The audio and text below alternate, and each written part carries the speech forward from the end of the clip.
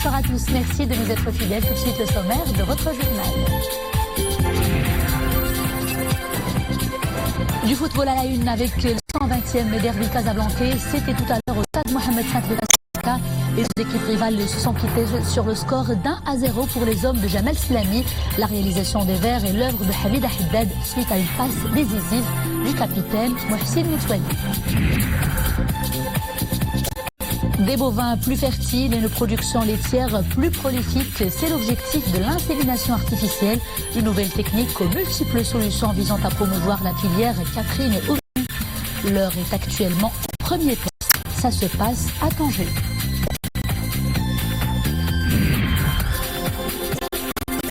Également à suivre dans ce journal une immersion dans l'univers de l'artiste Zineb Benanis Mires, une artiste autodidacte aux nombreuses casquettes, peintre, musicienne, chanteuse et étudiante en philosophie.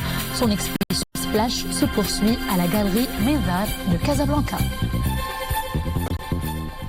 Bonsoir. Avant de développer ces titres, sachez que Sa Majesté le roi Mohamed VI a adressé des messages de félicitations aux kickboxeurs marocains Zakaria Zougari et Mohamed Jaraya, deux champions qui ont respectivement remporté aux Pays-Bas les titres mondiaux des catégories du poids plume et welters lors du championnat Glorio Collision. Dans ses messages, le souverain tient à saluer le grand esprit de compétition dont ils ont fait montre, faisant part de sa conviction que cette belle performance représente une source de motivation aux deux jeunes sportifs marocains pour préserver dans leurs efforts, réaliser encore plus de sacres et hisser haut les couleurs du Maroc.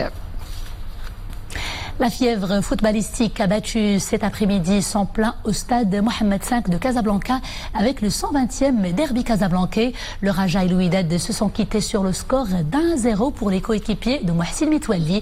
Si la première partie a manqué un peu de rythme, il faut dire que la seconde a pu relancer le jeu, notamment après la réalisation de Hamida Haddad. Les moments forts de la rencontre, tout de suite avec Zakaria Maqinbillah. Un derby aux allures d'une quête de revanche pour le Wydad et d'une volonté de réduire l'écart du classement de la Pro pour le Raja. Les supporters des équipes se sont déplacés en nombre pour ce match très attendu. Il faut dire que contrairement au précédent, ce derby n'a pas tenu toutes ses promesses. La grinta et la combativité n'étaient pas vraiment au rendez-vous, surtout pendant la première partie de la rencontre.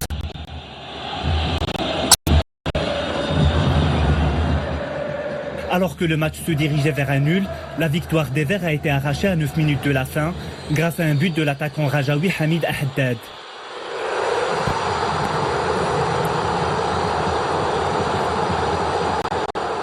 Une réalisation signée suite à la passe décisive du capitaine Mohsin Mitwali, souvent salvateur de l'équipe pendant les moments les plus cruciaux.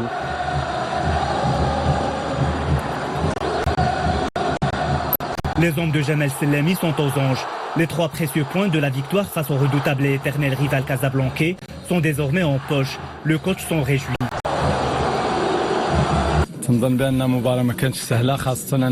La rencontre n'était pas facile. Nous avons constaté que le Raja manquait d'endurance physique durant la première mi-temps.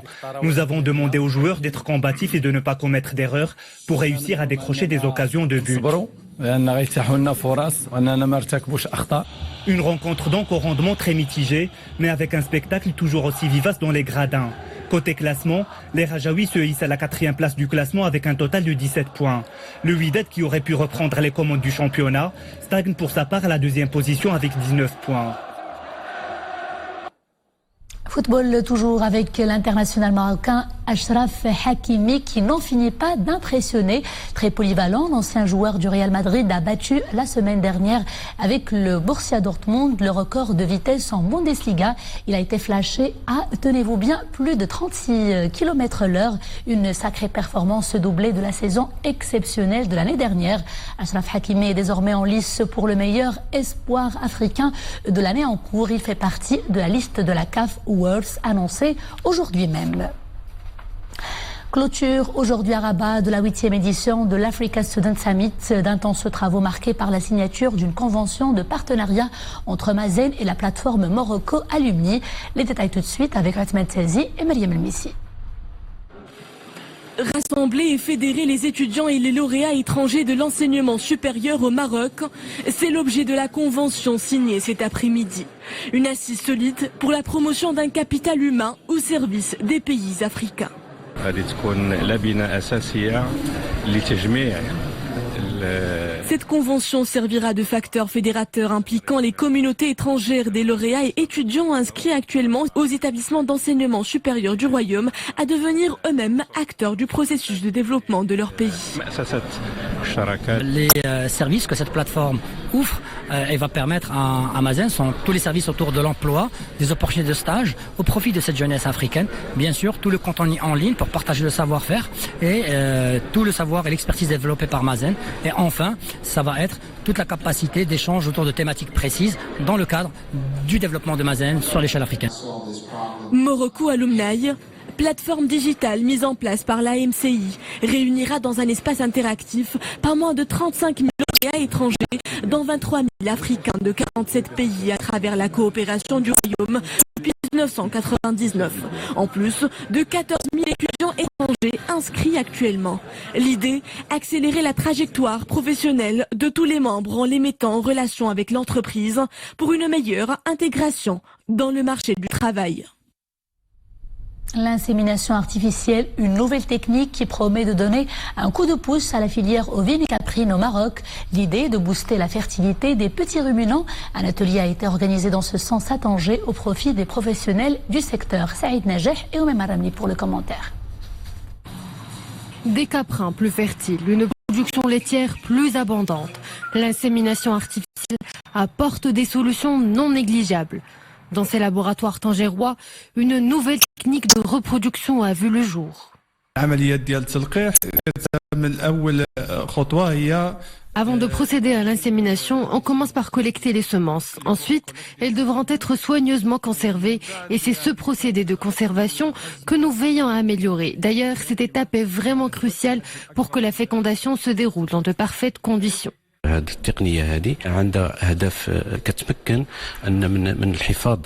Cette nouvelle technique nous permettra non seulement d'assurer la reproduction des troupeaux, mais aussi de préserver la diversité raciale que l'on retrouve dans nos régions.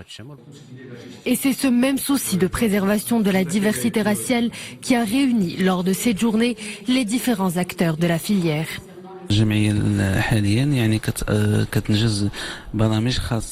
Dans l'association, on essaye de mettre à profit ces techniques pour préserver la diversité des caprins et des ovins. Nous comptons une quinzaine de races et c'est ce qui fait toute la richesse de nos régions. Au Maroc, l'insémination artificielle est un levier à fort potentiel. Avec un cheptel de ruminants estimé à 20 millions d'ovins et 6,6 millions de caprins, cette filière revêt une grande importance socio-économique. Elle contribue à plus de 40% à la production nationale en viande rouge.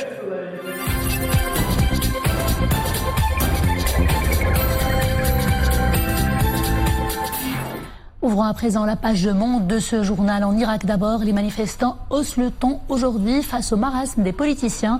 Ces derniers sont jusqu'ici incapables de s'accorder sur un nouveau Premier ministre. Le pouvoir s'est déjà accordé pour rappel plusieurs répits.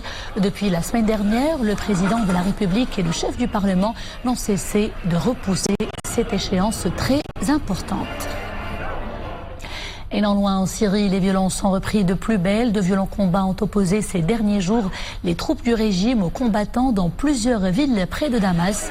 Résultat, une forte percée du régime. Selon l'Observatoire syrien des droits de l'homme, les forces loyalistes ont pris le contrôle de 25 villes et villages dans le secteur.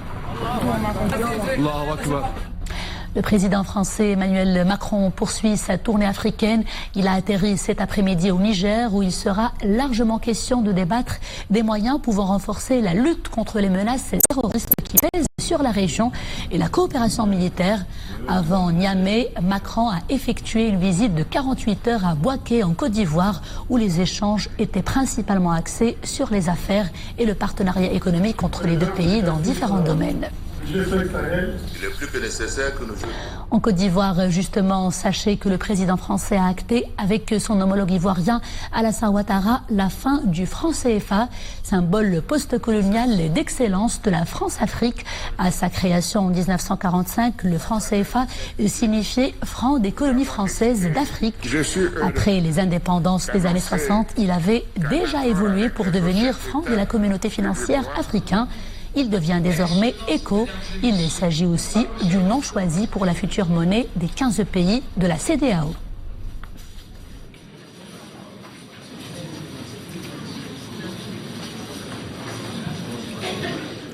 présidentielle afghane, le président Ashraf Ghani a remporté la majorité absolue. Son principal rival Abdullah conteste déjà les résultats préliminaires annoncés aujourd'hui même. Ceux définitifs seront annoncés dans 3 jours, une fois que d'éventuelles réclamations auront été traitées par la commission électorale indépendante.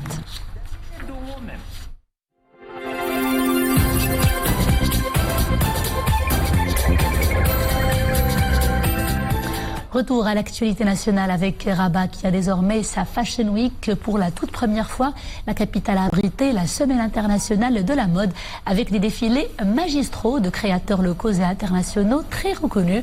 L'événement allie mode et charité. Il soutient une bonne cause, celle des maladies rares au Maroc. Myriam El-Missi et Nordine Saber. Urbaine, contemporaine ou haute couture, la mode s'expose dans tous ses états à la Fashion Week de Rabat. À l'affiche sur le podium, des griffes prestigieuses, ces collections d'Europe et d'Orient, aussi sophistiquées qu'authentiques, ont fait forte impression.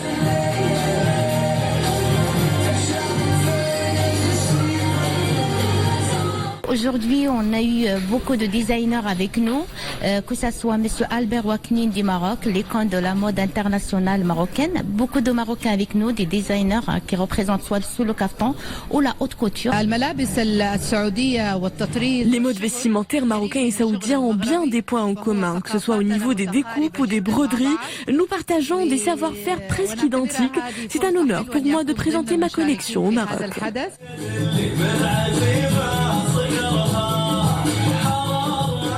Loin du catwalk, l'événement met la barre un peu plus haut en s'attribuant une vocation caritative. Des modeux engagés en faveur d'une meilleure garantie de la qualité de vie des personnes atteintes de maladies rares.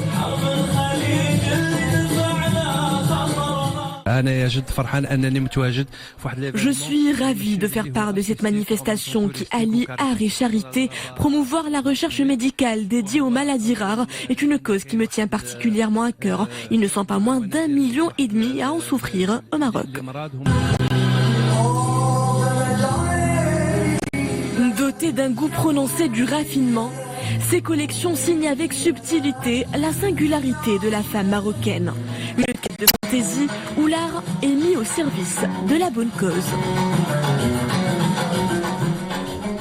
Elle s'appelle Zineb Benanesmir. Elle n'a pas encore bouclé son 20e printemps et elle fait déjà parler d'elle. Une artiste autodidacte aux multiples facettes, peintre, musicienne, chanteuse et étudiante en philosophie. Nos équipes ont assisté au vernissage de sa première exposition baptisée Splash, un foisonnement de couleurs d'une jeune fille du 21e siècle qui raconte poétiquement et très librement son époque. Mohamed Chikir et Dominique Orlando pour le commentaire. On comprend tout de suite en accédant à la toute première exposition de Zineb Benanesmir qu'elle est effectivement une jeune fille de son époque, c'est-à-dire du 21e siècle, avec cette avalanche de références qui le caractérise, assortie, il est vrai, de cette envie presque paradoxale de rester malgré tout soi-même. Des fois, l'école, elle enferme les personnes douées dans un système esthétique qui leur impose des règles.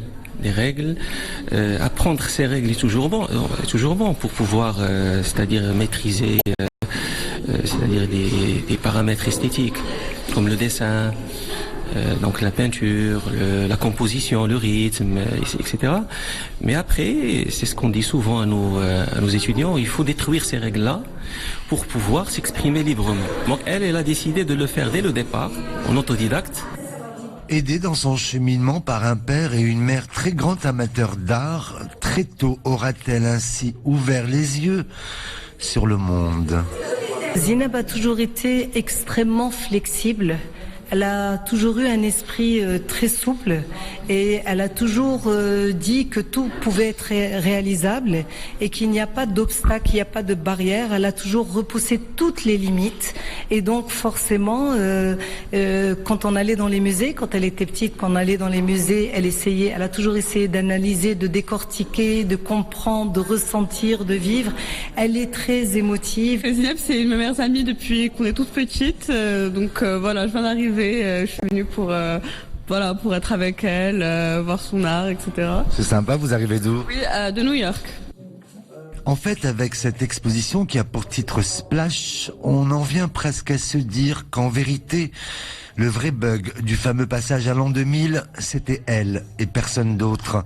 Mademoiselle Zineb Benanis Mirès a effectivement vu le jour le 31 décembre 1999, ce qui dans sa peinture se traduit par un éclatement au naturel de toutes les couleurs. Une belle ode à l'identité artistique plurielle. Et c'était ce sujet artistique qui signe le clap de fin de ce journal. Merci de l'avoir suivi et à demain, toujours avec grand plaisir.